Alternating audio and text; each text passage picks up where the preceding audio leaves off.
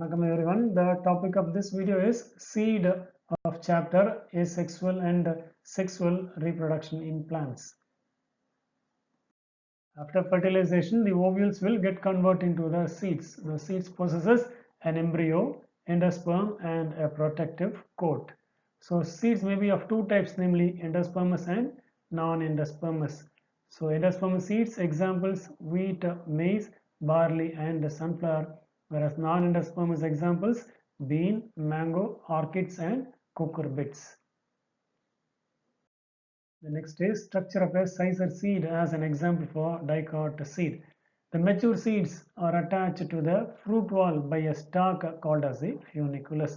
So later the funiculus disappears, leaving to a scar shaped structure called as the hilum. So this happens to be the hilum. So this hilum is nothing but a scar after the funicular disappearance. And closer to this hilum there is a very small opening called as the micropyle. So this micropyle is a small pore responsible for the entry of oxygen and water into the seeds during the germination. Each seed has a thick outer covering called as the seed coat. So usually the seed is usually wrapped by the coat called as the seed coat. The seed coats are usually developed from the integments of the ovule. So ovule has two integments, namely outer integument as well as the inner integments. So these integments are going to get converted into the seed coats. So the outer coat is called as the testa and is very hard, as well as the inner coat is thin, membranous, and it is known as the tegmen.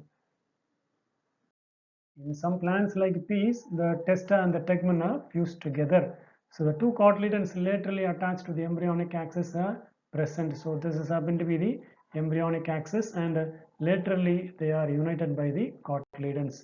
And these cotyledons are responsible for storing the food materials in peas, whereas in other seeds like a castor, the endosperm contains the reserve food and cotyledons are very thin.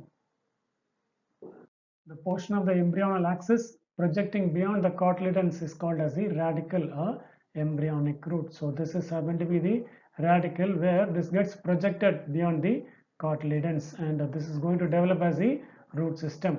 The other end of the axis is called as the embryonic shoot, namely the plumule, which is going to develop as the shoot system.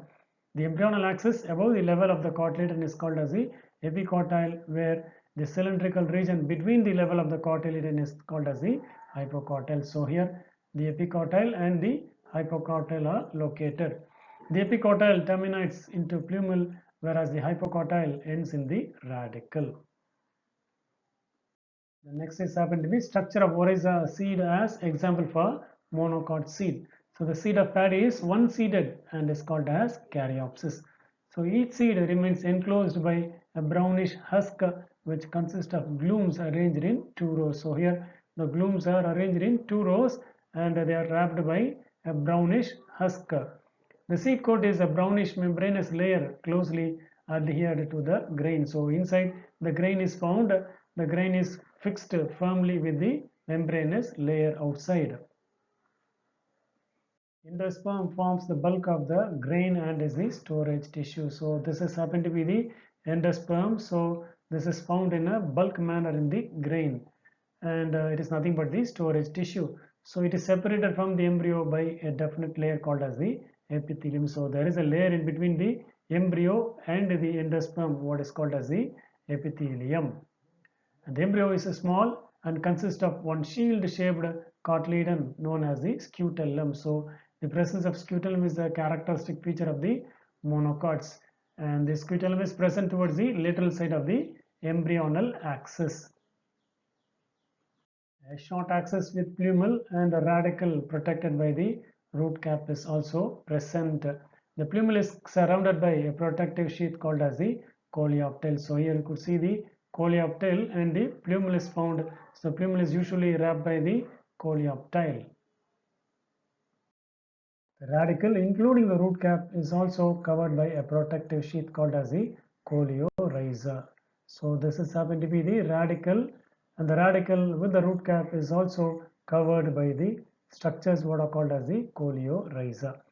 And the scutellum supplies growing embryo with food material absorbed from the endosperm, with the help of the epithelium. So this is said to be the scutellum, and the scutellum with the help of the epithelium thus absorbs the food material from the endosperm and supplies to the developing embryo.